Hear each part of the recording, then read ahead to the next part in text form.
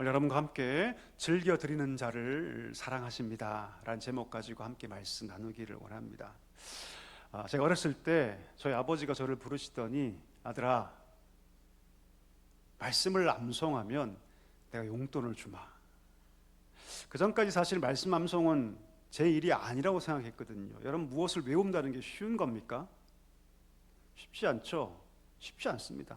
우리 공부하는 학생들 여기만 있는데요, 여러분, 외운다는 거 얼마나 어렵습니까? 저도 외우는 거 별로 안 좋아했거든요. 아버지가 저를 부르더니 말씀을 암송하면 용돈을 줄게. 제 눈이 번쩍 뜨이더라고요. 그래서 말씀을 암송했습니다. 그때 했던 말씀들이 시편 1편 같은, 복 있는 사람은 다 알고 있는 말씀이죠. 또 여호와는 나의 목자시니, 이런 말씀들을 암송했습니다. 갔더니 진짜 아버지가 용돈을 주시는 거예요. 그럼 사람이 돈이 걸리면 태도가 바뀝니다. 그렇죠? 우리 아이들 키울 때 딱 용돈을 걸면 아무것도 하지 않았던 아이들이 막 움직이기 시작하죠. 돈의 힘은 굉장히 강력합니다.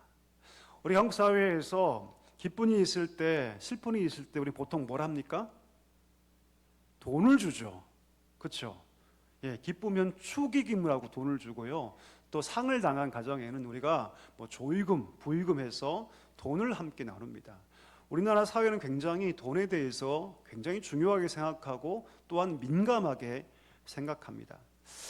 그래서 그런지 여러분, 이 강단에서 헌금에 대해서 설교하는 것을 굉장히 어려워합니다. 듣는 사람도 어려워하고요, 저같이 설교하는 설교자들도 어려워해요.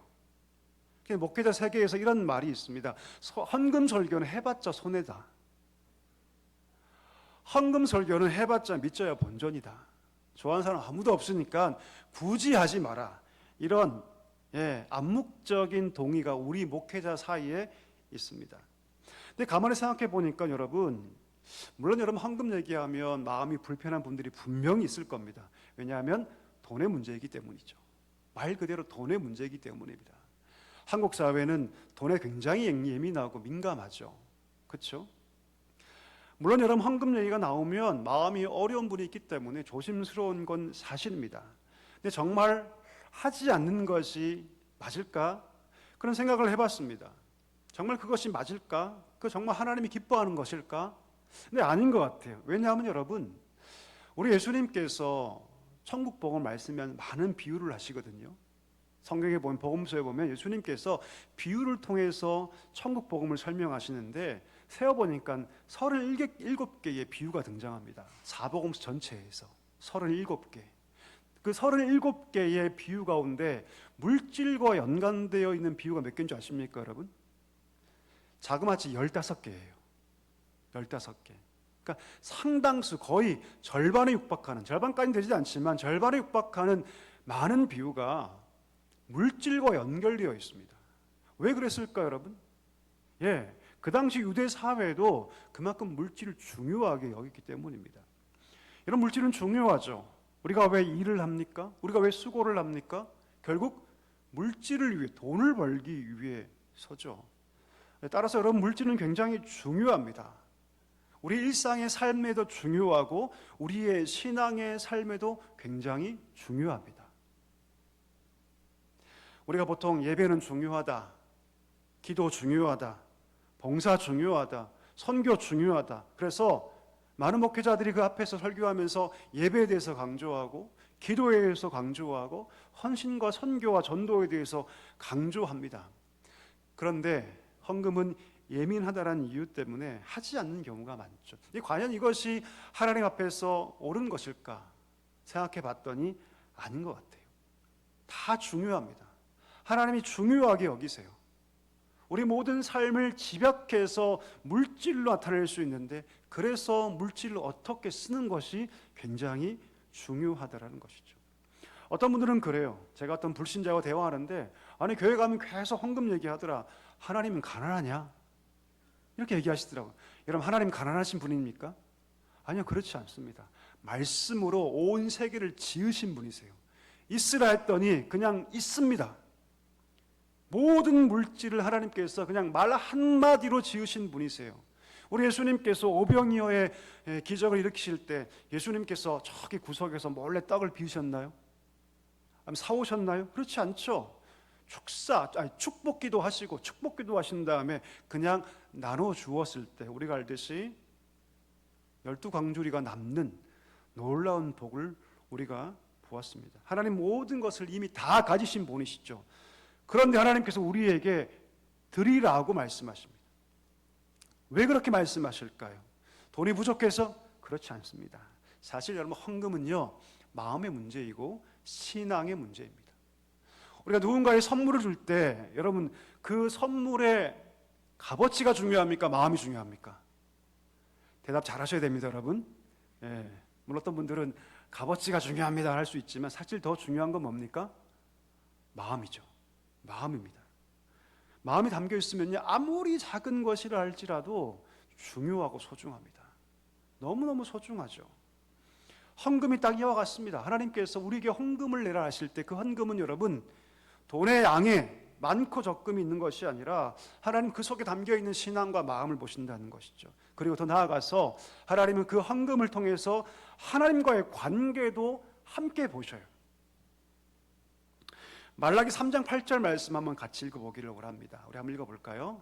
띄워주시죠. 말라기 3장 8절 말씀 같이 한번 읽겠습니다. 사람이 어찌 하나님의 것을 도둑질하겠느냐. 그러나 너희는 나의 것을 도둑질하고도 말하기를 우리가 어떻게 해 주의 것을 도둑질하였나이까 하는도다. 이는 곧 11조와 봉헌물이라. 말씀이 굉장히 세게 나오죠. 그렇죠? 오늘 이 말씀의 배경을 이해할 필요가 있습니다. 이 말라기라는 말씀은 여러분, 바벨론 포로에서 돌아온 이후에 쓰여진 말씀입니다. 바벨론에 돌아올 때 그들이 어떤 꿈을 꾸냐면 이제 과거의 다윗의 때와 같은 그런 놀라운 하나님의 왕국이 세워질 것이다. 그런 마음을 가지고 부푼 기대를 가지고 그들이 와서 성전도 재건하고 성벽도 재건합니다. 겉으로 볼 때는 굉장히 정상적인 신앙 공동체처럼 보이죠. 하지만 그 이면에 보면 깊은 문제가 있었습니다. 어떤 문제입니까? 여전히 페르시아 제국에서 엄청난 세율의 높은 세금을 거둬들이기 시작해요. 지금 미국이 막 전 세계를 대상으로 엄청난 세금 전쟁을 하고 있죠. 그렇죠? 그와 똑같이 그 당시 페르시아 제국이 엄청난 높은 세금을 부과하기 시작합니다. 뿐만 아니라 여러분, 이 말라기 시대는요, 극심한 가뭄의 때입니다. 먹고 살기 힘든 때예요, 쉽게 말하면. 과거에는 한 평의 땅에 이만큼을 거뒀다면 이제는 그 절반도 수확하지 못하는 엄청난 어려움의 때를 겪고 있습니다. 이런 상황에서 그들이 어떤 마음을 가지게 되냐면 나 하나라도 잘 먹고 살아야 된다. 바꿔 얘기하면 지금은 내가 살 때지 다른 거 생각할 필요가 없다. 하나님께 드릴 여유가 없다. 가장 먼저 무너진 게 뭐였냐면 11조가 무너집니다. 11조가 무너져요. 여러분, 11조가 무너지면 이스라엘 나라가 어떻게 될까요? 여러분, 제사를 집전하고 율법을 가르치는 일들을 누가 하냐면 레위인들이 합니다. 레위인들이에요. 근데 여러분, 레위 지파는 분깃이 있습니까? 땅이 있습니까? 없습니까? 없어요. 예, 각 지파의 땅을 분배할 때 레위 지파에게는 여러분 땅을 주지 않습니다. 그럼 그들은 뭘 먹고 살까요?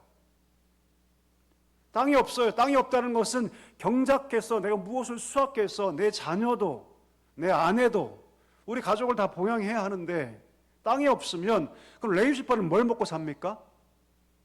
11조로 살아요. 11조로. 성도들의 11조로. 또 그들도 11조를 또 합니다. 성도들이 낸 이스라엘 백성이 낸 11조를 가지고 먹고 살고 자신들도 하나님께 11조를 냅니다. 근데 이 11조 제도가 무너져 버리니까 가장 근본적으로 이 여호와 신앙을 떠받치고 있던 종교 제도 자체가 무너져 버리는 거예요. 레위인들이 유리방황하기 시작합니다. 내 처자식이 있는데 쫄쫄 굶고 있어요. 그럼 어떻게 될까? 그러면 야, 잠깐 있어봐라. 내가 원래는 하나님의 성전을 섬기는 일을 해야 하는데 내가 더 이상 살 수가 없으니 내가 잠깐 나가서 구걸을 하거나 아니면 내가 뭐 이상을 주워오곤 할게. 당연히 여러분, 기본적인 틀이 무너지기 시작하는 것이죠.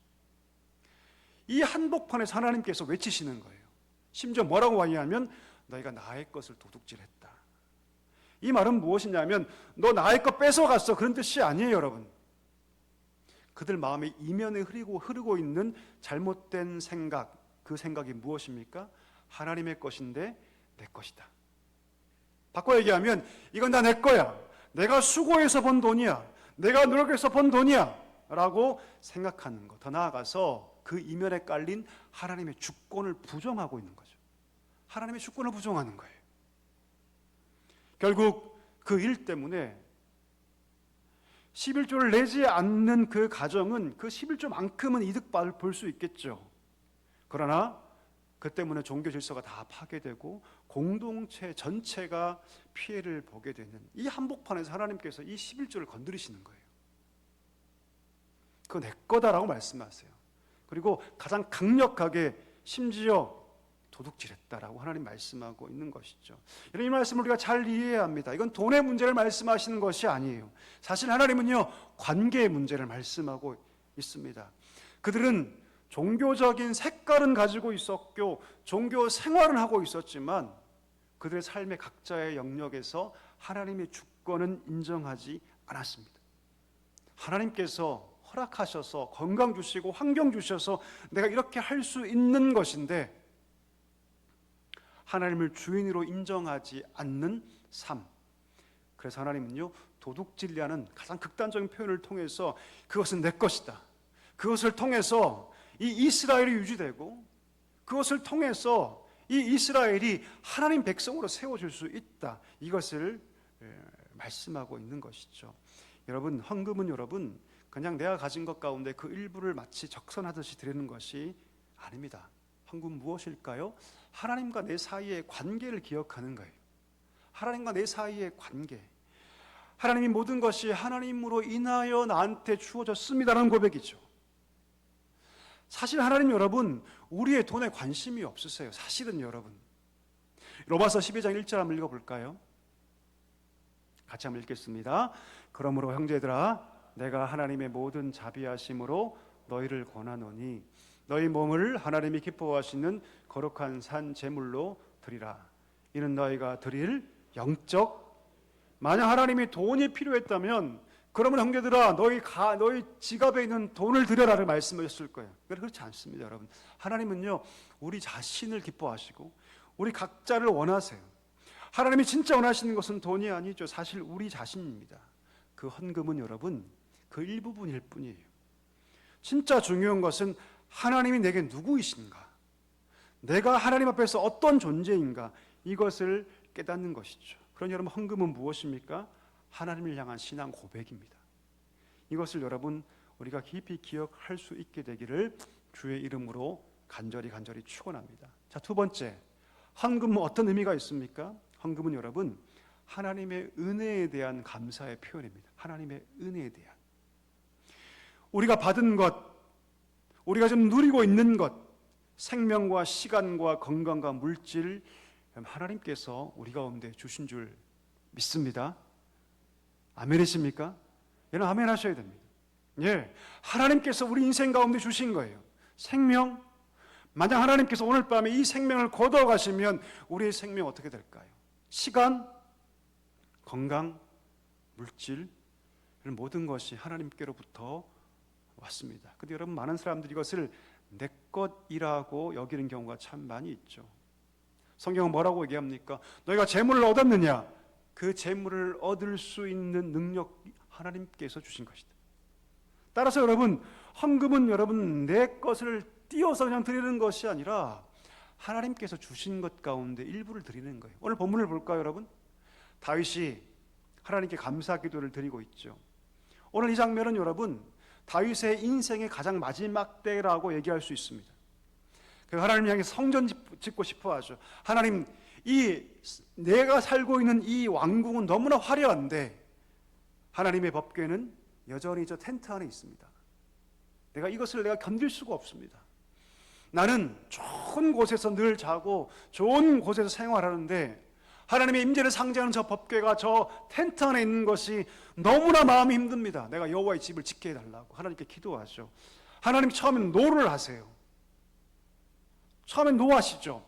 하지만 다윗의 마음을 받으십니다. 그리고 성전 짓는 것을 허락하시죠. 그러나 다윗을 통해서는 하지 않겠다고 말씀하십니다. 그 이유가 뭡니까, 여러분?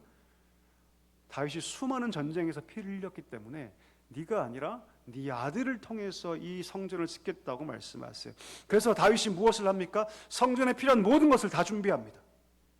내 아들 때에 성전이 이루어지게 될 텐데 그러면 내가 할 것은 무엇일까? 깊이 고민하던 가운데 그러면 성전 건축이란 모든 것들을 다 준비하자. 금과 은과 보석과 필요한 모든 것들을 다 준비하죠. 뿐만 아니죠, 여러분. 국가적인 헌금 운동을 그가 진행합니다.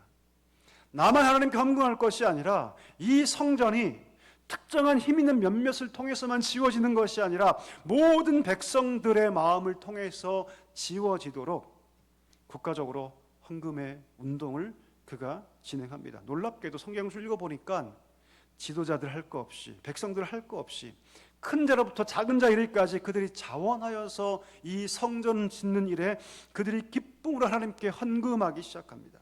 억지가 아니죠, 여러분. 다윗이 무서워서 아니죠, 여러분. 그들이 기쁨으로 하나님께 헌금하기 시작합니다. 놀란 고백은 뭡니까? 오늘 말씀 우리 29장 14절 말씀을 같이 한번 읽어보겠습니다. 띄워주시죠. 같이 한번 읽어보겠습니다. 29장 14절 말씀 읽겠습니다. 나와 내 백성이 무엇이기에 이처럼 즐거운 마음으로 드릴 힘이 있었나이까? 모든 것이 주께로 말미암았사오니 우리가 주의 손에서 받은 것으로 주께 드렸을 뿐입니다. 온갖 헌금을 다 바친 다음에 다윗이 뭐라고 얘기합니까? 이게 내 게 아니라 사실은 하나님께서 내 인생 가운데 주신 것 가운데 그 일부를 드렸을 뿐입니다. 이게 원래 하나님 겁니다. 이 얘기를 하고 있는 것이죠. 헌금이란 뭘까요? 헌금은 여러분 은혜에 대한 감사의 표현입니다. 은혜를 깊이 알면 그 은혜 받은 크기만큼 하나님께 헌금할 수 있는 자가 되는 거죠. 은혜를 알지 못하면 헌금할 수 없습니다. 은혜를 알지 못하면 헌금할 수 없어요, 여러분. 우리가 누군가에 감사할 때 지갑이 열리고 우리의 귀중한 이 물질이 쓰여지기 시작하죠. 부모님께 감사하면 억지로 누가 시키지 않아도 작은 것이라도 그 부모님께 감사할 수 있게 됩니다. 내 친구가 너무 고마우면 그 친구에게 선물을 안 할 수가 없죠. 안 할 수가 없어요, 여러분. 진짜 감사는 절대로 그 마음에만 머무르지 않습니다. 만약 누군가 감사하다고 얘기하면서 그냥 그 생각으로만 머무른다면 어떻게 보면 그것은 진짜 감사가 아닐 수도 있어요, 여러분. 진짜 감사는 내가 가진 것을 드림으로 완성됩니다. 별 차이가 없는 것처럼 보이지만 그것은 굉장히 큰 차이죠. 여러분, 우리 부모님이 날 사랑할 때 말로만 사랑했습니까? 어떠세요, 여러분? 우리 아버지가 나를 사랑할 때 말로만 사랑했습니까?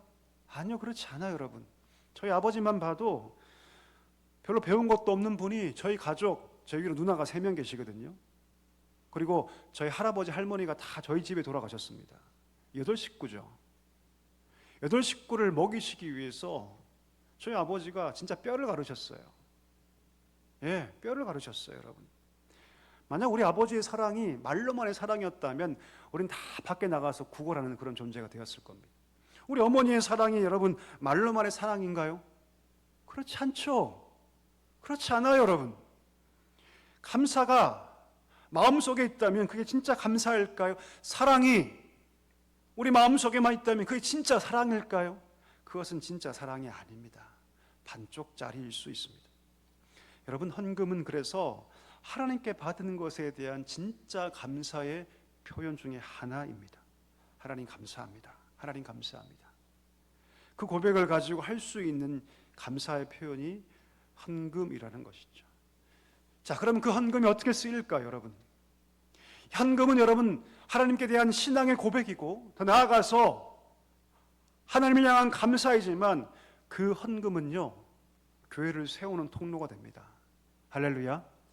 우리 교회가 올해 44년입니다. 사랑교회가 처음 제가 들어보니까 이 본당도 원래 다 우리 게 아니었대요, 여러분. 2층에 우리 교육부실 있죠? 거기도 다 우리 게 아니었대요, 여러분. 어떻게 우리 게 되었을까요? 헌금을 통해서 그렇게 교회가 조금씩 확장되고, 매 주일에 여러분 점심 맛있게 드시죠? 예, 어떻게 그 점심이 이루어질까요? 성도들의 헌금을 통해서 이루어집니다. 매주 수요일마다 어린 영혼들을 만납니다. 적게는 100명씩 와요. 많으면 150명씩 아이들이 우리 교회를 방문합니다. 수요일마다.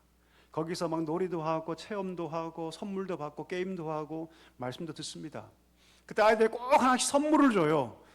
그러면 그거 어떻게 이루어지게 될까요? 헌금을 통해서 이루어집니다. 헌금을 통해서. 교회는 헌금을 통해서 지속적으로 세워지게 되는 것이죠. 뿐만 아니죠, 여러분. 우리가 후원하고 있는 선교사님들, 우리가 하는 모든 말씀의 사역들 무엇을 통해 이루어질까요? 우리의 헌금을 통해서 우리의 그 드림이 무엇으로 환산되어서 복음 전파로 환산되어서 세상으로 흘러가게 되는 것이죠. 구제와 사랑, 실천이 무엇으로 이루어질까요, 여러분? 말로요? 아니요, 그렇지 않습니다. 말과 혀로하는 사랑이 아니라 실제적인 이웃 섬기고 돕는 일들로 헌금을 통해서 나타나는 것이죠. 여러분, 하나님 우리의 헌금을 통해서 일하십니다. 우리 헌금을 통해서 역사하세요. 헌금을 통해서 교회를 세우고 헌금을 통해서 복음을 전하게 하시고 헌금을 통해서 하나님은 섬김의 역사를 감당하게 한다는 것이죠. 그러니 여러분, 우리가 하나님 앞에 헌금할 수 있어야 됩니다. 만약 아직까지 헌금하지 못하신다면 여러분 헌금 꼭 하시고 여러분의 자녀들에게도 헌금할 수 있도록 꼭 가르칠 수 있기를 간절히 소망합니다. 여러분 중직자이십니까? 반드시 하셔야 됩니다. 반드시. 그럼 어떻게 하는 것이 하나님 기뻐하는 헌금일까? 마지막인데요, 전 여러분에게 권면드리고 싶은 가장 효과적이고 가장 하나님 기뻐하는 헌금의 방법은 저는 11조라고 믿습니다. 11조가 뭡니까, 여러분? 내 가진 소득의 10분의 1을 먼저 떼어 하나님께 드리는 것이죠. 어떤 분은 그래요, 여러분. 목사님, 11조는 율법 아닙니까? 율법은 다 폐지되어 완성됐는데 굳이 그걸 따를 필요가 있습니까? 라고 얘기를 할 수 있어요. 여러분, 성경을 쭉 읽어보면 사실 11조는 여러분 율법이 수요되기 전부터 시행되었습니다. 한번 읽어볼까요? 창세기 14장 20절 말씀, 우리 같이 한번 읽어보겠습니다. 너희 대적을 내 손에 붙이신 지극히 높으신 하나님을 찬송할지로다 하며 아브라함이 그 얻은 것에서 10분의 1을 멜기세덱에게 주었더라. 북쪽의 연합 다섯 나라가 규합해서 조카 롯이 살고 있는 소돔을 공격하죠. 그리고 조카 롯과 그의 가족들이 포로로 잡혀서 끌려갑니다. 그 소식을 듣고 아브라함이 자기 집에 길리운 자 418명을 데리고 야밤에 자기 조카를 구원하기 위해서 5개의 동맹국을 쳐들어갑니다. 이길 수 있습니까, 여러분? 불가능하죠. 아무리 훌륭한 400명의 군사를 할지라도 5개의 나라가 연합되어 지금 있는 그 동맹국을 이길 수는 없습니다. 그런데 하나님께서 이기게 하시죠. 그리고 조카 롯을 구원합니다. 돌아올 때 누가 환영하냐면 멜기세덱이라는 사람이 환영해요. 알고 봤더니 이 사람은 여러분 족보도 없고 아버지도 없고 어머니도 없고 그는 살렘이란 나라의 왕이고 놀랍게도 지극히 높으신 하나님의 제사장이었어요. 누굽니까, 여러분? 하나님의 현현이죠. 그에게 멜기세덱에게 이 아브라함이 10분의 1을 바칩니다. 왜 바쳤을까요? 왜? 이 모든 일들이, 내가 내 조카 롯을 구원해왔던 이 모든 일들이 내 힘이 아니라, 내 군사의 힘이 아니라 누구의 은혜다? 하나님의 은혜다. 이것에 대한 믿음의 고백으로서 10분의 1을 바친 거죠. 자, 두 번째 읽어보겠습니다. 창세기 28장 22절 말씀 같이 한번 읽어볼까요? 내가 기둥으로 세운 이 돌이 하나님의 집이 될 것이요 하나님께서 내게 주신 모든 것에서 10분의 1을 내가 반드시 하나님께 드리겠나이다. 야곱의 고백이죠. 야곱이 도망갑니다, 여러분. 그 형을 속이고 아버지도 속이고 다 도망가죠. 그가 도망갈 때 베델에서 그가 하나님께 서원하죠. 내가 건강하게 아버지의 집으로 돌아오면 이 땅은 당신의 집이 될 것이고, 두 번째 뭡니까? 내가 소득의 11조를 반드시 하나님께 드리겠습니다. 내가 건강하게, 지금 내가 아무것도 없이 지금 도망자의 신분으로 가는데 내가 마저 건강하게 내 아버지 집으로 돌아올 수 있게 된다면 내가 내 모든 가진 것의 11조를 하나님께 드리겠습니다. 11조는 결국 뭡니까, 여러분? 내 삶의 주인이 하나님이라는 고백이죠. 이게 11조입니다. 11조가 왜 중요합니까, 여러분? 율법을 뛰어넘어서 성경 처음부터 믿음의 조상이라고 얘기하는 아브라함 때부터 지금까지 믿음의 고백의 행위로서 이루어지기 때문이죠. 그래서 여러분 11조는 믿음의 고백인 동시에 우리 우선 삶을 결정하는 훈련입니다. 남는 것을 드리는 것이 아니라 내가 노동하여 내가 수고해 얻은 것을 하나님께 떼어 이 모든 것이 하나님으로 말미암아 되었습니다. 주님이 내 인생의 주인이십니다. 고백할 수 있는 훈련이기 때문이죠. 이게 왜 훈련입니까?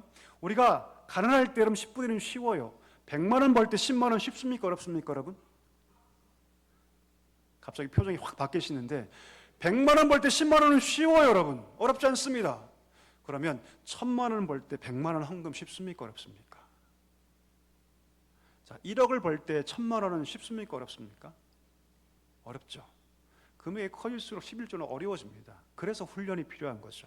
어릴 때부터 작은 금액이 하나님 앞에서 하나님께 헌금한 훈련을 하면 나중에 큰 것을 우리가 벌 때도 헌금할 수 있는 그런 성도가 될 수 있는 것이죠. 그러면 하나님께서 그의 인생을 어떻게 하실까요? 그냥 두실까요? 아니요, 절대 그렇지 않습니다. 절대 그러지 않아요, 여러분. 이것을 알아야 합니다. 심지어 여러분 하나님 뭐라 말씀하십니까? 내가 너의 인생이 흔들어 넘치도록 붙지 않나 시험해보더라. 하나님 이렇게 말씀하세요. 그가 하나님 앞에서 믿음을 고백하며 하나님이 내 인생의 주인이시다 고백하며 10분의 1 드릴 때 하나님 그냥 두신, 절대 그렇지 않습니다. 이것을 여러분 기억해야 합니다. 이것을 통해서 지금까지 교회가 흘러왔고 이것을 통해서 우리가 앞으로 나아가게 되는 줄 믿습니다. 말씀을 정리하기를 원하는데요, 오늘 제가 우리 교회 부임에서 처음으로 헌금 설교를 합니다. 처음으로. 여러분들이 헌금을 못해서가 절대 아닙니다. 우리 교회는 그래도 우리 교회 규모에 비해서는 헌금을 잘하세요. 너무나 감사해요. 너무나 감사해요. 어떤 분은 정말 온전한 11조 하시는 분도 계셔요.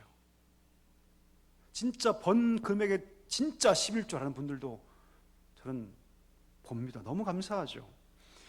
여러분들이 못해서가 아니에요. 절대로 오해하지 마십시오. 그러나 이것을 말하는 것이, 설교하는 것이 하나님의 뜻이기 때문입니다. 더 나아가서 이것이 하나님이 기뻐하시는 것이기 때문입니다. 여러분 혹시 헌금하지 못하고 있다면 반드시 하십시오.